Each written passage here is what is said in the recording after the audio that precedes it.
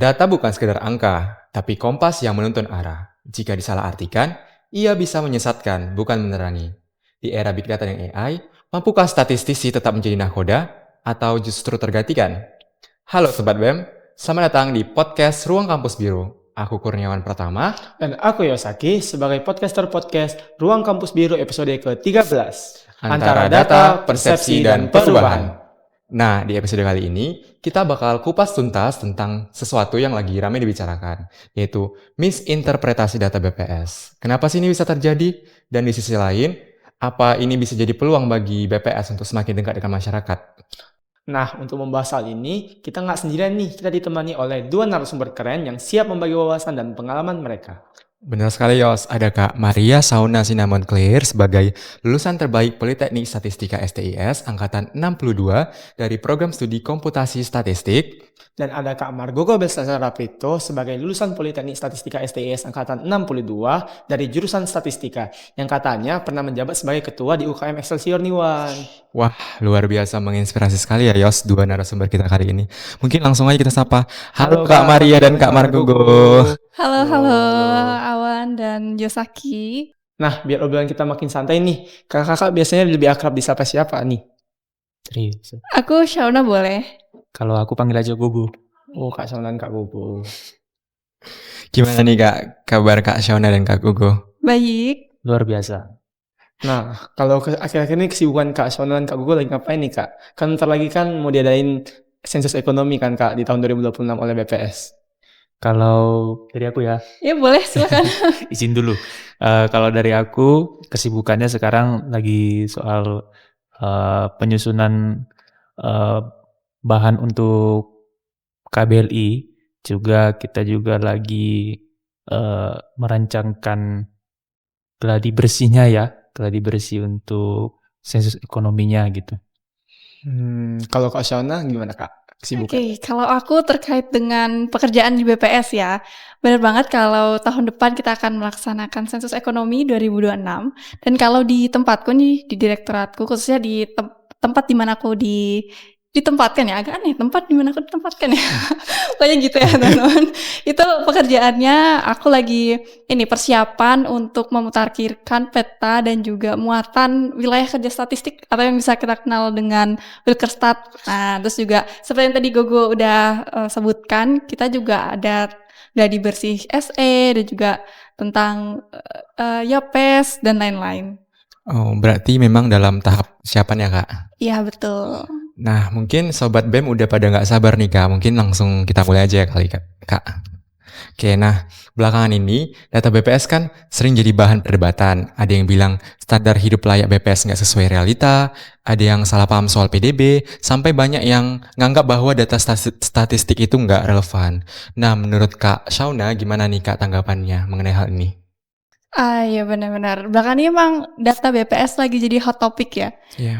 Ya sebenarnya menurut aku hal ini itu mungkin banget terjadi. Kenapa? Karena data BPS itu kan banyak digunakan sebagai dasar dalam pengambilan kebijakan strategis, ya kan? Dan sebenarnya indikator-indikator statistik yang dikeluarkan atau dirilis oleh BPS itu punya definisi dan juga metodologi perhitungannya masing-masing. Yang pastinya juga nggak disusun secara asal-asalan. Ada standar dan juga aturannya. Nah, terkait dengan tantangan untuk menghasilkan data yang relevan dan akurat, pasti ada ya. Iya. Khususnya karena ada kedinamisan dalam masyarakat kita. Gitu ya, bukan cuma Indonesia ya, tapi masyarakat global itu sangat dinamis.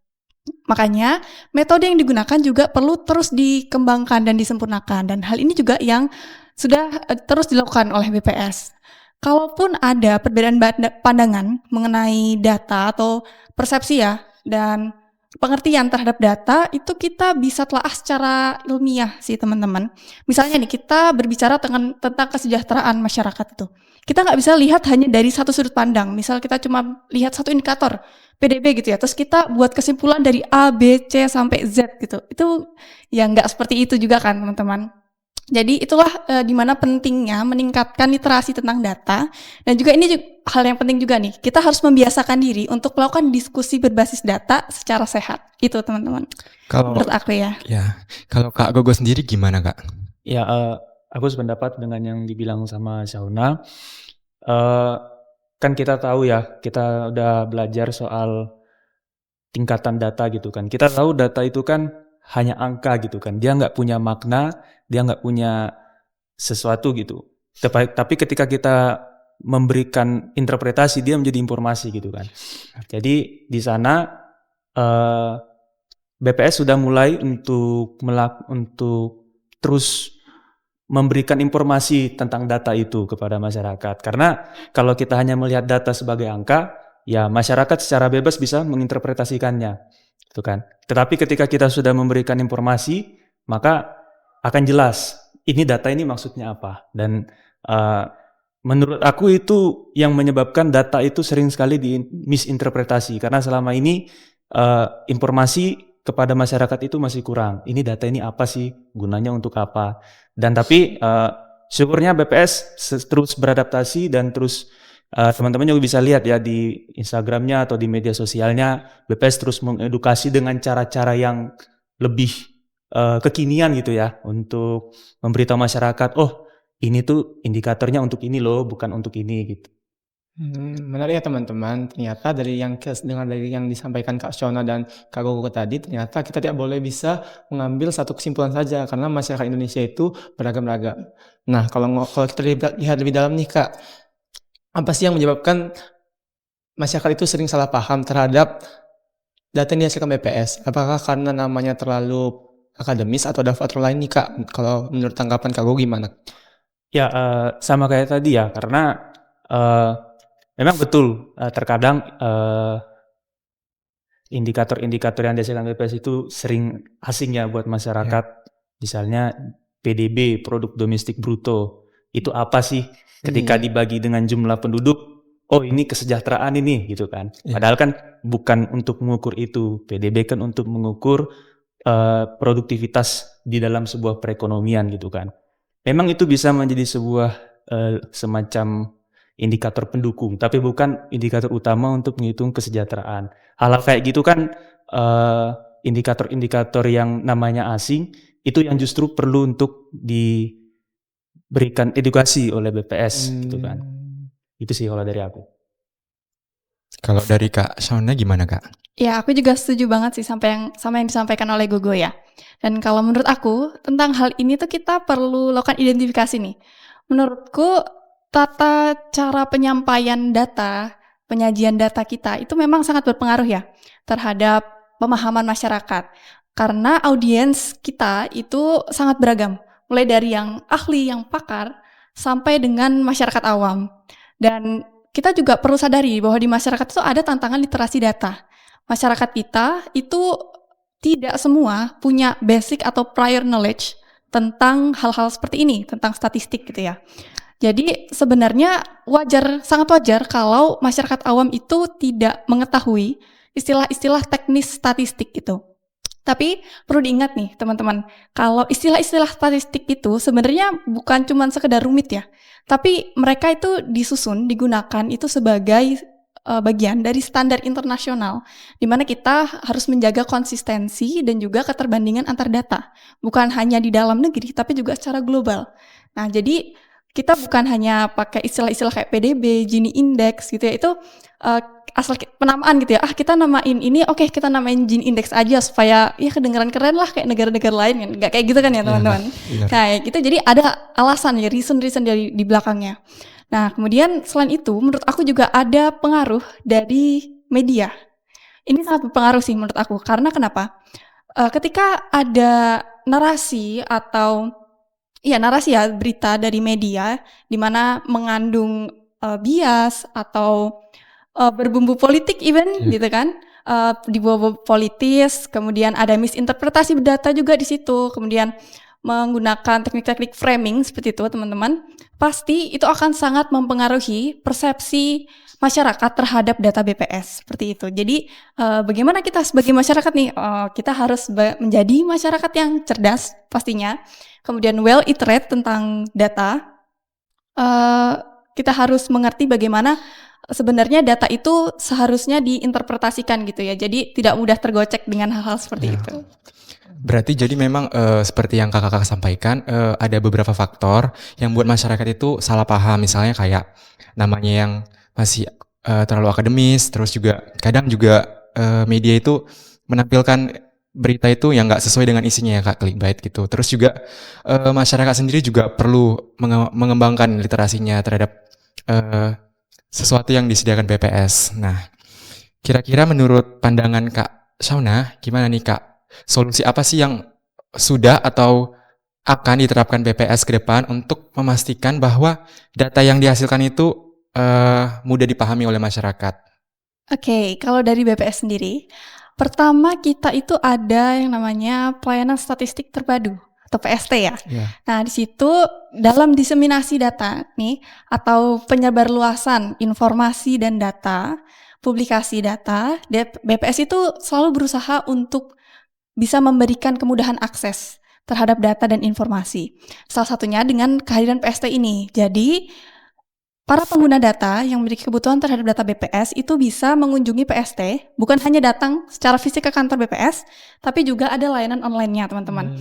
Di situ juga ada salah satu layanannya yang menarik menurut aku itu ada konsultasi statistik. Jadi kita bisa menghubungi BPS melalui PST dan kita kalau ada hal-hal yang ingin kita konsultasikan terkait informasi dan data BPS, kita bisa konsultasi lewat situ. Lewat online juga bisa, jadi nggak harus datang secara fisik gitu ya ke kantor. Iya, Kak. Nah, selanjutnya BPS itu juga mengadakan kerjasama dengan perguruan-perguruan tinggi untuk mengedukasi masyarakat ya, meningkatkan literasi data.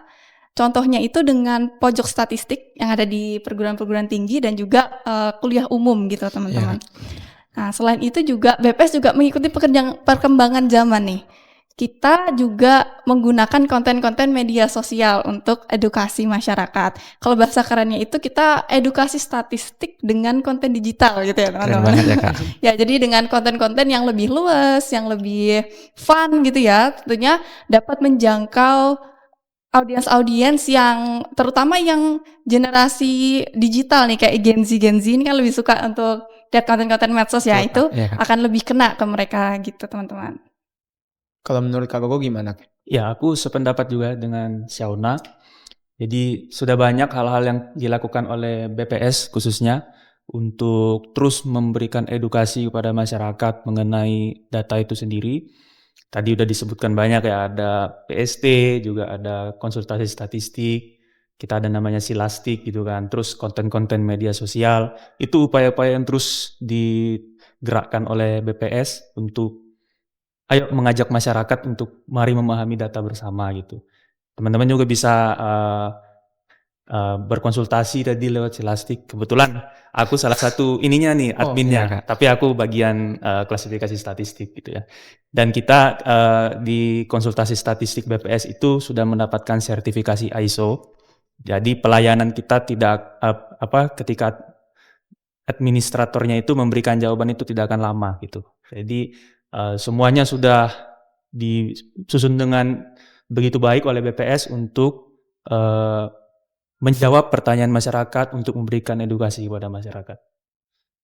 Menarik ya teman-teman, yang tadi sudah disampaikan Kak Gogo dan Kak Shauna, ternyata BPS itu sudah melakukan upaya untuk menghadapi masalahnya. Contoh yang pertama itu ada pelayanan statistik terbaru atau PST, khususnya konsultasi statistik ya Kak? Iya, itu ada. Nah, selain itu juga pastinya statistisi itu juga perlu memiliki skill komunikasi ya Kak, untuk membantu mereka dalam menginterpretasikan data ke dalam masyarakat. Nah, samping itu juga BPS sendiri juga pastinya udah memastikan kredibilitas data yang dihasilkan mulai dari tahap pengumpulan, pengolahan, hingga analisis. Nah, di era digital saat ini kan tantangan dalam pengolahan dan analisis data kan semakin berkembang nih ya Kak. Di mana big data dan AI itu semakin banyak digunakan, termasuk di dalam dunia statistik. Nah, menurut Kak Shauna, gimana nih Kak? Kira-kira pendapat Kakak terkait BPS ke depan dalam memanfaatkan big data dan AI ini? Oke, terkait dengan big data dan AI ya, I like this question. Bagaimana peran BPS dalam hal ini? Jadi kalau kita bicara tentang BPS, kita berarti bicara tentang National Statistics Office atau NSO. Ya. Berarti nggak jauh-jauh dari statistik resmi atau official statistics. Nah, tentang pemanfaatan big data dan AI untuk official statistics sebenarnya Saat ini banyak dilakukan kajian pengembangan di berbagai negara ya, bukan hanya di Indonesia. Dan BPS sebagai NSO juga pastinya mengikuti perkembangan ini dengan melakukan berbagai kajian tentang big data dan AI. Nah, kalau dari lingkup nasional, BPS itu diharapkan bisa menjadi pionir ya teman-teman, dan juga driving forces dalam pemanfaatan big data dan AI ini for official statistics of course in Indonesia gitu. Jadi kita harapannya bisa melakukan dan terus mendorong kemitraan lintas sektoral ya untuk memajukan hal ini. Kalau di ranah internasional nih, BPS itu diamanahkan sebagai UN Regional Hub on Big Data and Data Science. Itu lingkupnya bukan hanya nasional ya tentunya ya, itu sudah di lingkup Asia dan the Pacific gitu. Jadi keren banget ya, Kak. ya luar biasa ya BPS itu ya. Jadi kita juga terus aktif dalam melakukan kolaborasi, kerjasama, penelitian, kemudian ada capacity building juga di bidang hal ini, big data, AI gitu, untuk kawasan Asia and the Pacific gitu ya. Kita juga aktif untuk melakukan kolaborasi dengan organisasi-organisasi internasional seperti FAO, kemudian UN dalam melakukan kajian dan juga penyusunan pengembangan metodologi dan standar untuk pemanfaatan hal ini, big data dan AI dalam official statistic. Nah, cuman hal yang perlu kita catat nih teman-teman, sebenarnya untuk pemanfaatan big data dan AI dalam official statistic itu mungkin sekarang sifatnya lebih banyak masih di kajian-kajian ya teman-teman. Kalau untuk pemanfaatan secara full gitu, dirilis sebagai official statistic itu masih dalam pengembangan sebenarnya. Gitu. Jadi we're still working on that, BPS juga dan juga negara-negara lain. Karena apa? Karena kita bicara tentang official statistic, di mana di sana ada berbagai standar yang harus kita penuhi. Jadi kita bukan asal ngeluarin data gitu ya. Bagaimana kita ngumpulinnya, ngolahnya, itu semuanya harus diperhatikan. Apalagi ada isu-isu seperti data privacy gitu ya, kalau tentang AI dan big data, kemudian ada kualitas datanya juga, terus nanti bagaimana dengan biasnya dan segala macam. Jadi ya kita masih bekerja dengan hal itu, tapi kalau aku melihatnya kita bergerak ke arah yang positif sih. Nah, kalau kita ngomongin soal big data dan AI nih Kak, ada informasi menarik nih buat teman-teman dan kakak-kakak dari jurnal yang berjudul Implementasi Big Data dan Kecerdasan AI yang ditulis oleh Imam Mahdi dan kawan-kawan. Nah, di situ dijelaskan kalau pada sensus pertanian 2023 kemarin, BPS itu sudah memanfaatkan aplikasi berbasis machine learning untuk mengklasifikasikan data satelit ke tipe lahan pertanian. Bahkan BPS itu sudah memanfaatkan aplikasi berbasis deep learning juga untuk mengklasifikasikan fase tanam padi. Nah, kalau menurut Kak Gogo nih, ada nggak sih Kak penerapan dari big data atau AI yang lain yang digunakan oleh BPS?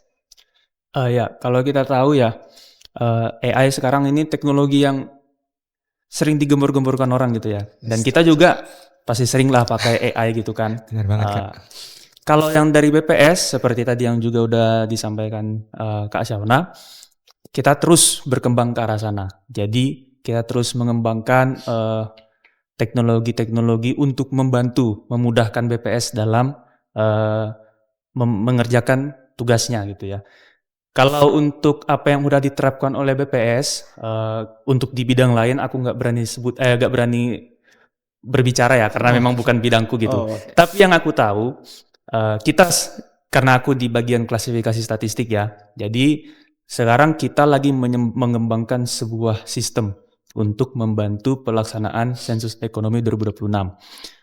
Mungkin teman-teman tahu ada namanya KBLI ya, klasifikasi baku lapangan usaha Indonesia. Berapa banyak sih kode itu? Sampai 5 digitnya gitu kan, ada ratusan gitu kan. Nah, itu kan adalah salah satu informasi yang harus dikumpulkan dalam sensus ekonomi. Misalnya ada usaha, dia menjual bakso gitu kan. Menjual bakso itu di dalam KBLI itu ada informasi yang harus kita kumpulkan. Misalnya, apakah dia menjual baksonya itu dia buat sendiri?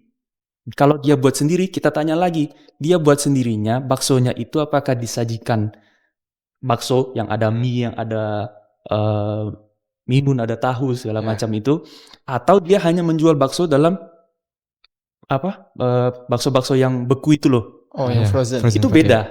Yang satu kalau dia menjualnya dalam daging atau bakso yang beku, itu dia di industri. Kalau dia menjualnya dalam bentuk makanan siap saji, itu dia penyediaan makan minum.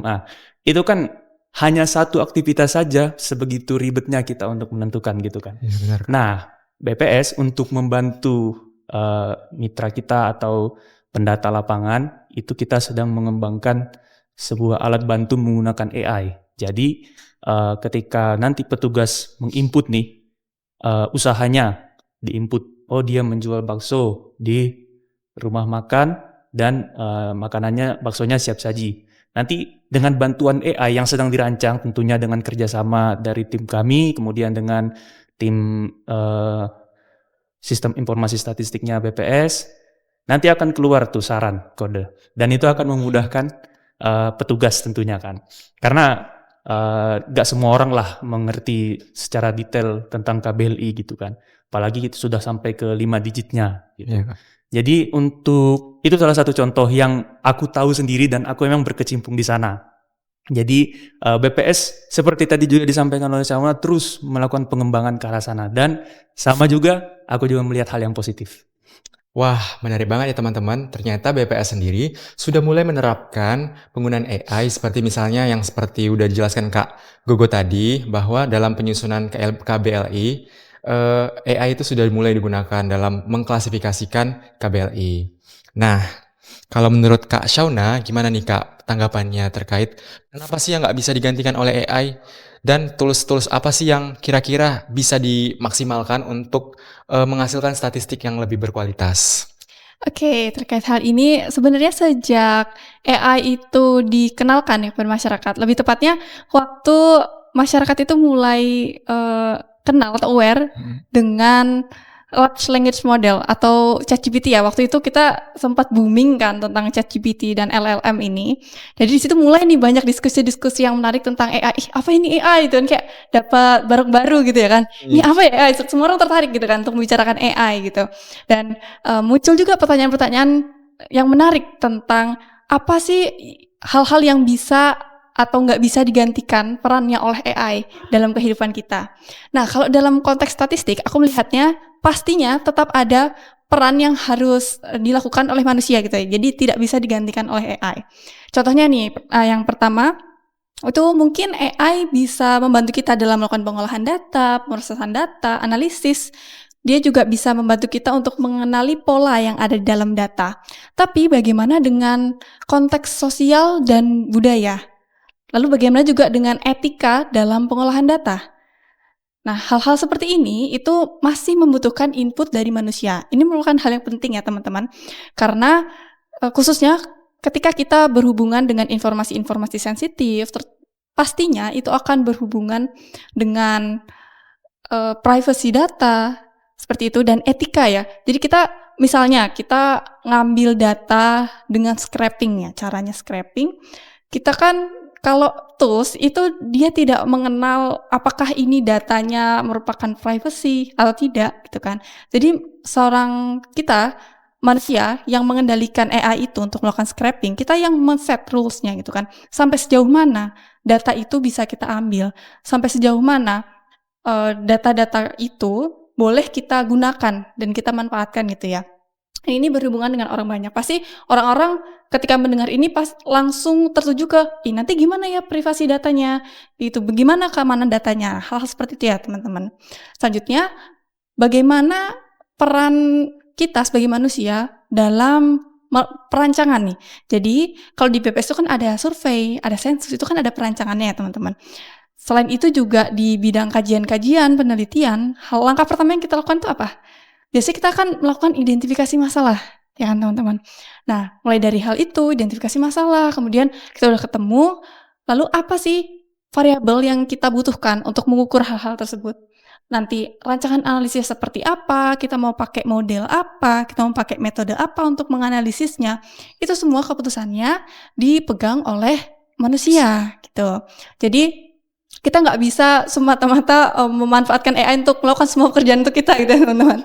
Jadi kita oke, mulai dari identifikasi masalah, tolong aku ya AI, oke, cering jadi ya nggak bisa kayak gitu ya. Jadi memang kita yang memutuskan gitu, mau pakai regresi, mau pakai machine learning, atau mau pakai metode-metode yang lain, itu kita yang menentukan. Jadi AI itu mengikuti apa yang kita instruksikan kepada mereka gitu kan, datanya yang mau kita olah ini, oke AI ini data yang kita olah pakai metode ini ya gitu, oke nanti hasilnya dikeluarkan. Nah setelah hasil keluar ini, di sini juga ada peran dari manusia. AI mengeluarkan hasil berupa data, berupa angka gitu, itu perlu kita interpretasikan ya kan, untuk mengambil sebuah kebijakan gitu ya teman-teman. Jadi nggak bisa kita juga bergantung dengan AI sampai ke pengambilan kebijakan, karena hal ini bisa cukup berbahaya ya teman-teman. Contohnya gini, kalau di BPS kan mungkin kita berpikir untuk lebih ke penggunaan secara luas ya, untuk masyarakat luas gitu kan dampaknya. Nah, coba kita ambil contoh yang dekat dengan kita deh, dengan data kesehatan, misal kesehatan kita, data pasien gitu kan. Terus kita minta olah data itu dengan AI. Nah, seharusnya hasil yang dikeluarkan oleh AI itu menjadi input oleh siapa? Dokter, betul kan? Dokter untuk mengambil keputusan bagaimana nanti diagnosisnya gitu kan, perawatan apa yang dibutuhkan, obat apa yang dibutuhkan untuk pasien ini. Coba bayangin kalau itu semua diambil oleh AI. Kita kasih data AI ke AI, lalu kita dapat feedbacknya, oke, menurut AI kita memerlukan obat ini, kita memerlukan perawatan ini gitu. Itu kan akan sangat berbahaya gitu ya teman-teman. Jadi hal-hal seperti itu yang memang betul-betul perlu peran manusia gitu. Jadi kita nggak bisa mengandalkan semuanya dengan AI. Jadi kita akan harus menjadi pemegang kontrol ya. Jadi AI itu adalah tools yang powerful dalam analisis data dan juga statistik, tapi kita itu adalah sebagai pemegang kendalinya tetap ya teman-teman. Nah kalau terkait dengan tools tentunya banyak ya yang bisa kita manfaatkan. Misalnya untuk pemrosesan data, kita bisa pakai tools seperti Python atau R, itu juga bisa kita gunakan. Kemudian untuk melakukan otomasi dan juga pengolahan data yang besar ya, big data, itu kita bisa pakai contohnya Apache Spark atau Hadoop gitu ya. Kemudian untuk visualisasi, tentunya nggak ketinggalan ya visualisasi, kita juga bisa pakai tools seperti Tableau dan kawan-kawan. Jadi banyak sekali tools-tools yang bisa kita manfaatkan untuk mengolah big data dan juga AI ini untuk statistik. Berarti kemampuan interpretasi itu penting ya Kak untuk dimiliki oleh seorang ahli statistik Kak? Iya betul banget. Karena kemampuan kita tidak dapat sepenuhnya digantikan oleh kecerdasan buatan. Betul. Nah, kalau kita lihat di sektor lain nih Kak, kan sudah banyak kan Kak perusahaan-perusahaan yang memanfaatkan big data untuk riset pasar. Nah, kalau menurut Kak Gogo nih, hal tersebut itu menjadi peluang atau justru menjadi ancaman bagi BPS Kak? Ya, ketika banyaknya perusahaan atau sektor private yang mulai memanfaatkan big data itu hal yang wajar ya. Karena zaman sekarang kan semua lini atau semua sektor masyarakat itu menjadi konsumen data. Nggak cuman pemerintah aja sekarang nih, tapi perusahaan, bisnis, dan seterusnya. Seperti tadi juga udah disinggung sama Kak Shauna ya, ada banyak tools yang bisa mereka pakai. Entah apa-apa itu ya yang menjadi keahliannya Kak Shauna. Tapi intinya perusahaan bisa ataupun sektor private atau masyarakat bisa melakukan atau mengumpulkan data, mengolahnya sendiri, bisa melakukan scraping dan seterusnya. Nah disitulah justru kalau menurut aku itu bisa menjadi peluang untuk BPS. Di satu sisi BPS bisa berkolaborasi dengan sektor-sektor private terkait dengan pengolahan, pengumpulan data. Tapi kan di satu sisi juga metode yang mereka gunakan itu kan belum tentu sesuai dengan standar pengolahan, standar pengumpulan data yang ada. Yang juga tadi sudah disinggung oleh Kak Shauna ya. Jadi justru di situ ketika berkolaborasi BPS bisa bekerja sama melakukan adopsi metode-metode yang baru yang terkait dengan big data dan kemudian disesuaikan dengan metode pengumpulan, metode pengolahan yang sesuai dengan standar.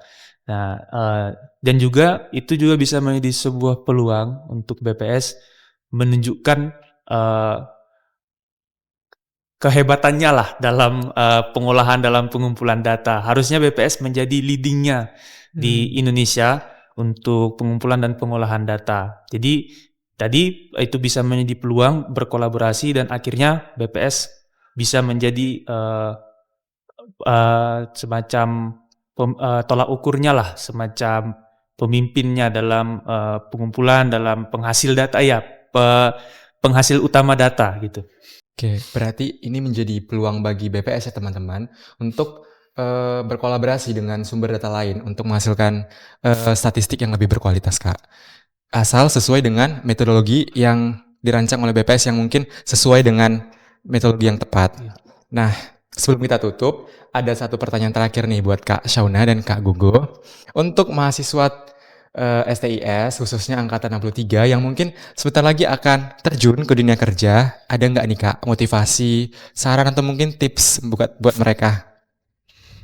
Mungkin Boleh? Dulu boleh? Dari yang Silakan, lulusan Kak. terbaik, oh iya boleh.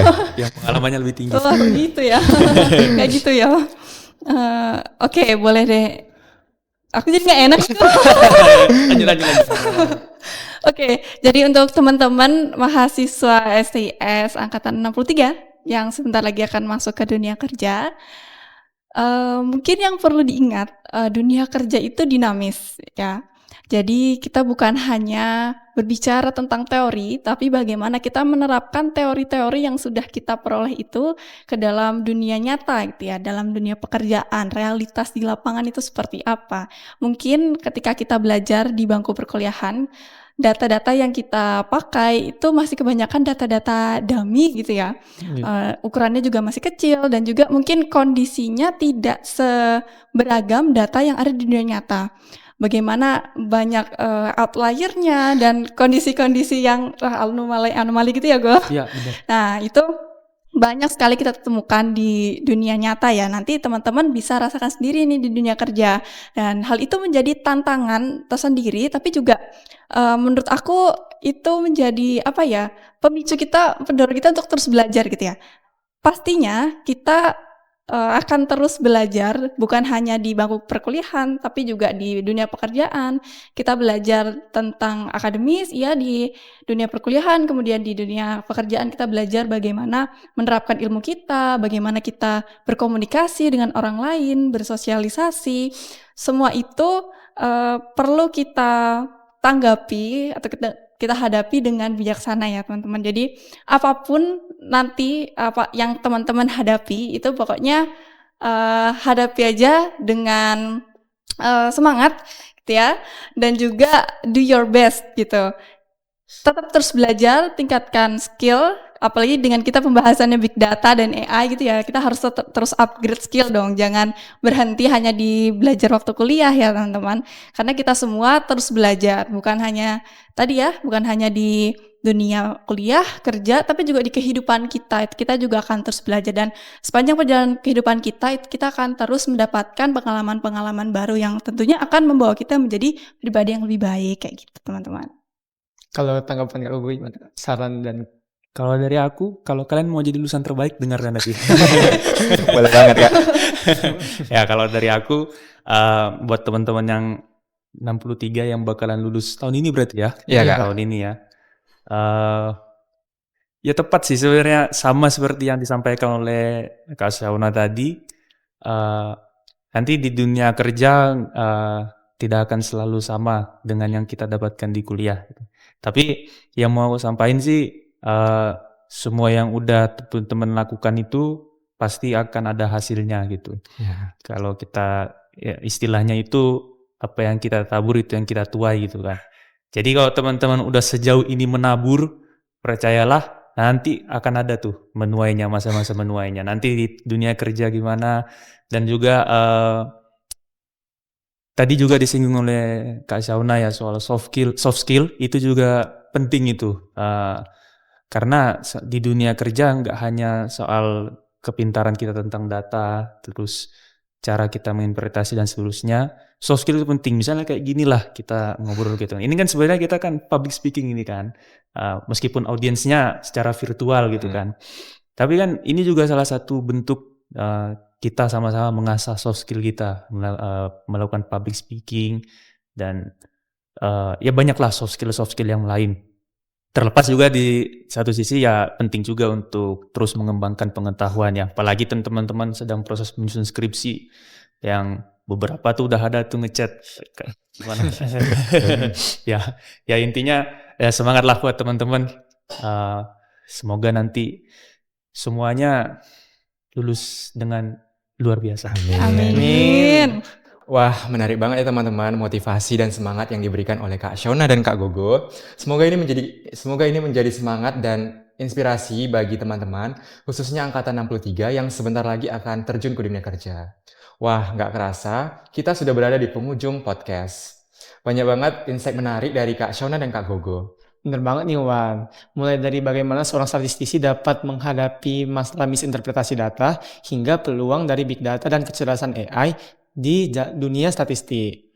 Nah, buat Sobat BEM yang punya pendapat atau pengalaman soal Big Data dan AI, boleh banget nih share di kolom komentar atau DM kita di @bem_stis. Sampai jumpa di episode Ruang Kampus Biru berikutnya. Jangan lupa tetap bijak dan kritis dalam membaca data ya. Bye.